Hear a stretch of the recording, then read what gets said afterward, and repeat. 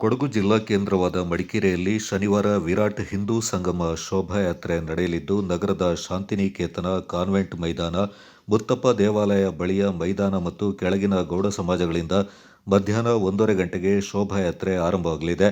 4 ಕಡೆಗಳಿಂದ ಬರುವ ಶೋಭಾಯಾತ್ರೆ ಮಡಿಕೇರಿಯ ಹಳೆ ಬಸ್ ನಿಲ್ದಾಣದಲ್ಲಿ ಸಮಾಗಮಗೊಳ್ಳಲಿದೆ.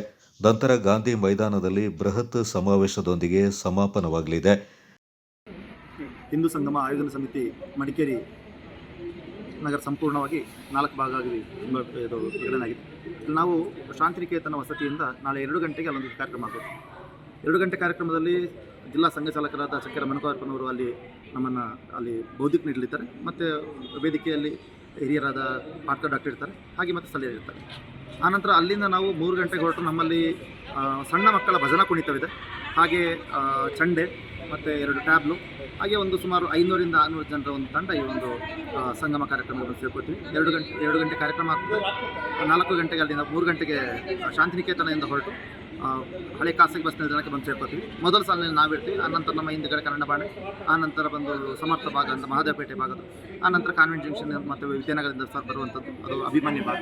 ಹೀಗೆ ಬಂದು ಈ ಸಂಗಮ ಕಾರ್ಯಕ್ರಮ ನಾವು ಸೇರ್ಕೊಳ್ತೀವಿ. ಕೊಡಗಿನಲ್ಲಿ ಎಷ್ಟು 100 ಕಡೆ ಕೊಡಗಿನಲ್ಲಿ ಒಟ್ಟು 101 ಭಾಗದಲ್ಲಿ ಆಗ್ತದೆ. ಎಲ್ಲ ಹೋಬಳಿಗಳಲ್ಲೂ ಆಗುತ್ತೆ. ಎಷ್ಟು ದಿನ ಆಗ್ತದೆ ಇದು? ಈ ಕೊಡಗಿನಲ್ಲಿ ಈಗ ಕಾಫಿ ಸೀಸನ್ ಆದ ಕಾರಣಕ್ಕೋಸ್ಕರ ಸ್ವಲ್ಪ ಎಕ್ಸ್ಟೆಂಡ್ ಆಗಿದೆ. ಆ್ಯಕ್ಚುಲಿ ಫೆಬ್ರವರಿ 2ಕ್ಕೆ ಆಗಬೇಕಿತ್ತು ಎಲ್ಲ ಭಾಗಗಳಲ್ಲಿ. ಆದರೆ ಕೊಡಗಿನಲ್ಲಿ ಕಾಫಿ ಸೀಸನ್ ಆದ ಕಾರಣ ನಮಗೆ ಫೆಬ್ರವರಿ ಎಂಡ್ವರೆಗೂ ನಮಗೆ ಅವಕಾಶ ಸಿಗುತ್ತೆ. ಮಡಿಕೇರಿ ವ್ಯಾಪ್ತಿಯ ಸಾವಿರಾರು ಹಿಂದೂಗಳಲ್ಲದೆ ಜಿಲ್ಲೆಯ ಹಲವೆಡೆಗಳಿಂದ ಹಿಂದೂ ಸಮಾಜ ಬಾಂಧವರು ಆಗಮಿಸಲಿದ್ದು, ಶಿಸ್ತುಬದ್ಧವಾಗಿ ವ್ಯವಸ್ಥಿತ ರೀತಿಯಲ್ಲಿ ಹಿಂದೂ ಸಂಗಮಕ್ಕೆ ಸಿದ್ಧತೆಯಿಂದ ಕೈಗೊಳ್ಳಲಾಗಿದೆ. ಈಗಾಗಲೇ ಮಡಿಕೇರಿಯ ಪ್ರತಿ ಬಡಾವಣೆಯಲ್ಲಿ ಕೂಡ ಕೇಸರಿ ಧ್ವಜ, ಕೇಸರಿ ತೋರಣ ರಾರಾಜಿಸ್ತಾ ಇದ್ದು, ಶನಿವಾರ ಮಧ್ಯಾಹ್ನದಿಂದ ಮಡಿಕೇರಿ ನಗರದೊಳಗೆ ವಾಹನ ಸಂಚಾರ ವ್ಯತ್ಯಯವಾಗುವ ಸಾಧ್ಯತೆ ಇದೆ. ರಾಷ್ಟ್ರೀಯ ಸ್ವಯಂ ಸೇವಕ ಸಂಘದ 100 ವರ್ಷದ ಶತಾಬ್ದಿ ಕಾರ್ಯದಲ್ಲಿ ಇಡೀ ದೇಶದಲ್ಲಿ ಹಿಂದೂ ಸಮಾಜೋತ್ಸವ ಅಥವಾ ಹಿಂದೂ ಸಂಗಮವನ್ನು ದೇಶದ ಎಲ್ಲ ಪಂಚಾಯಿತಿ ಅಂದರೆ ಮಂಡಲದ ಮಟ್ಟದಲ್ಲಿ ಆಯೋಜನೆ ಮಾಡ್ತಾಯಿದೆ. ಅದೇ ಪ್ರಕಾರ ಮಡಿಕೇರಿ ನಗರದಲ್ಲಿಯೂ ಕೂಡ ಹಿಂದೂ ಸಂಗಮವನ್ನು ನಾವು ಆಯೋಜನೆ ಮಾಡಿದ್ದೇವೆ. ಮಡಿಕೇರಿ ನಗರದ 4 ವಸತಿಗಳಲ್ಲಿ, ಅಂದರೆ ಭೌಗೋಳಿಕವಾಗಿ 4 ಭಾಗಗಳನ್ನ ಮಾಡಿಕೊಂಡಿದ್ದೇವೆ. ಆ 4 ವಸತಿಗಳಲ್ಲಿ ಹಿಂದೂ ಸಂಗಮದ ತಯಾರಿ ಈಗಾಗಲೇ ನಡೀತಾ ಇದೆ. ಒಂದು ಅಶ್ವಿನಿ ವಸತಿಯದ್ದು ಶಾಂತಿನಿಕೇತನ ಭಾಗದಲ್ಲಿ, ಅಭಿಮನ್ಯು ಭಾಗದ್ದು ಕಾನ್ವೆಂಟ್ನ ಗ್ರೌಂಡ್ನಲ್ಲಿ, ಹಾಗೆಯೇ ಸಮರ್ಥ ವಸತಿಯದ್ದು ಮುತ್ತಪ್ಪ ದೇವಸ್ಥಾನದಲ್ಲಿ, ಮತ್ತು ಛತ್ರಪತಿ ವಸತಿಯದ್ದು ಕೆಳಗಿನ ಮೇಲಿನ ಗೌಡ ಸಮಾಜದಲ್ಲಿ ಹಿಂದೂ ಸಂಗಮದ ಕಾರ್ಯಕ್ರಮಗಳು ಆಯೋಜನೆ ಆಗ್ತಾಯಿದೆ. ಒಟ್ಟು ಈ ಎಲ್ಲ 4 ಕಡೆಗಳಲ್ಲಿ ಏಕಕಾಲದಲ್ಲಿ 2 ಗಂಟೆಗೆ ಹಿಂದೂ ಸಂಗಮ ಅಂದರೆ ಸಭಾ ಕಾರ್ಯಕ್ರಮ ನಡೆಯುತ್ತೆ. ಆ ಸಭಾ ಕಾರ್ಯಕ್ರಮದ ನಂತರ ಉಪಹಾರ ಮುಗಿಸಿಕೊಂಡು ಎಲ್ಲರೂ ಅಲ್ಲಿಂದಲೇ ಶೋಭಾಯಾತ್ರೆಯಲ್ಲಿ ಹೊರಟು 4 ಗಂಟೆ ಸುಮಾರಿಗೆ ಚೌಕಿ ಮತ್ತು ಹಳೆ ಖಾಸಗಿ ಬಸ್ ನಿಲ್ದಾಣಕ್ಕೆ ಬಂದು ತಲುಪ್ತೇವೆ.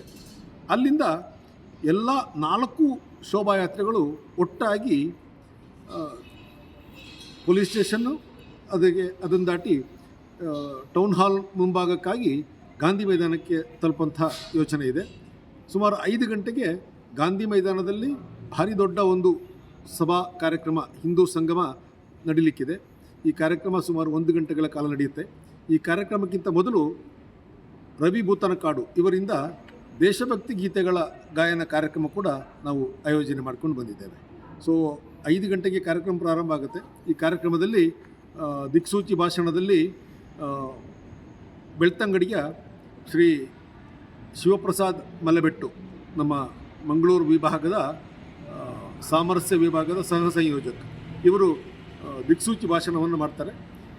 ಕಾರ್ಯಕ್ರಮದಲ್ಲಿ ಅತಿಥಿಗಳಾಗಿ ದಂಬೆಕೋಡಿ ಎಸ್ ಆನಂದ, ಹಾಗೆಯೇ ಕನ್ನಡ ಕವಿತಾ, ಇವರಿಬ್ಬರು ಕಾರ್ಯಕ್ರಮದಲ್ಲಿ ಅತಿಥಿಗಳಾಗಿ ಭಾಗವಹಿಸ್ತಾರೆ.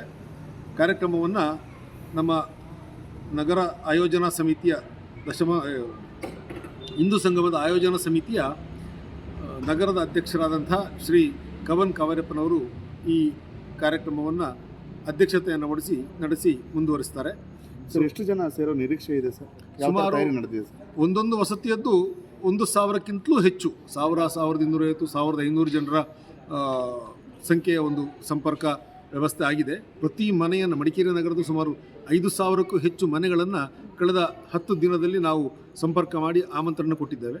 ಸೊ ಆ ನಮ್ಮ ನಿರೀಕ್ಷೆ ಸುಮಾರು 1 ರಿಂದ 1,500 ಒಂದೊಂದು ವಸತಿಯದ್ದು. ಹಾಗೆಯೇ ಅತಿ ಕನಿಷ್ಠ ಅಂದರೂ ಒಂದು 4-5 ಸಾವಿರ ಸಂಖ್ಯೆ ಆದರೂ ನಾವು ಒಟ್ಟು ಕಾರ್ಯಕ್ರಮದಲ್ಲಿ ನಾವು 4 ವಸತಿಯಲ್ಲಿ ಸೇರುವಂಥ ಒಂದು ಯೋಜನೆಯನ್ನು ನಾವು ಮಾಡಿಕೊಂಡಿದ್ದೇವೆ.